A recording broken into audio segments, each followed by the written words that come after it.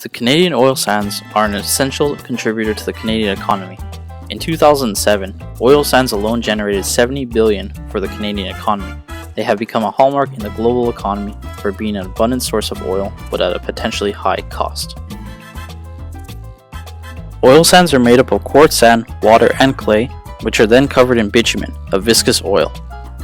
Canada has the third largest source of oil sand in the world, behind Saudi Arabia and Venezuela. The entirety of the oil sands land is estimated to contain from 170 to 250 billion barrels of oil, or otherwise 11% of the world's reserves.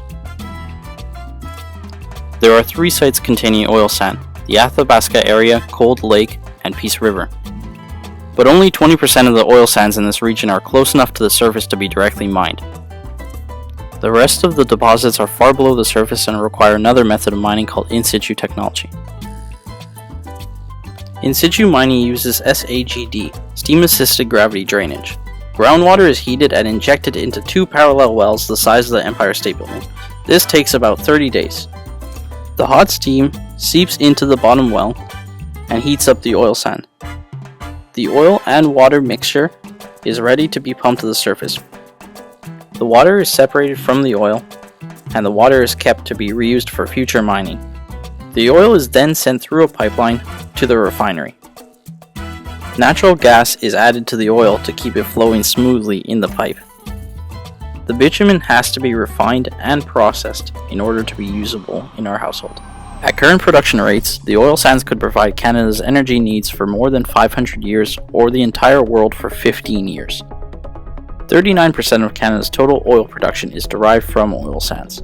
This suffices to say that the oil sands provide a lot of energy for Canada, and as a secondary usage they can be manufactured into common household goods. Canada is the biggest oil supplier for the United States. In August 2013, they were sending on average 2.6 million barrels per day. The oil sands are Canada's largest export industry. The Conference Board of Canada predicts that the oil sands will generate $79.4 billion in revenue for the federal and provincial government from 2012 to 2035. While it brings economic benefits to Canada, the development of oil sands raises many environmental concerns. Energy generation through fossil fuels releases greenhouse gases, which contributes to climate change. The emissions for oil sand extraction and upgrade are about 3 times more per barrel than for conventional crude oil. Steam-assisted gravity drainage, the most commonly used in situ extraction method, requires high volume of water. Although some of that water is reused, the contaminated water is stored in tailing ponds. The water contains toxic chemicals from oil extraction, which is harmful for animals. In fact, 1,600 ducks died in April 2008 after landing in one tailing pond. To transport the oil to the US, the Keystone Pipeline has been proposed. Many people, including the indigenous community, do not support the pipeline due to the potential damage to land, pollution, and water contamination.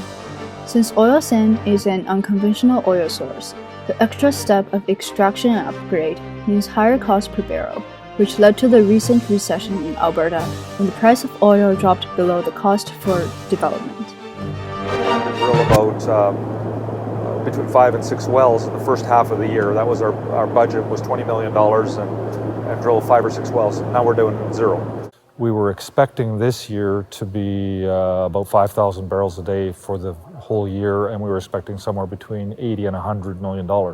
So now we know that number is going to be more like 30.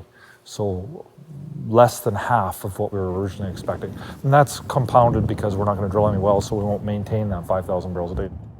The oil sands play an important role in the Canadian economy. However, there are many challenges ahead. The biggest short-term challenge is to overcome the current recession. While the low oil prices are already harming the global oil industry, the new Alberta NDP government want to make it even harder on the industry by increasing corporate tax from 10 to 12%.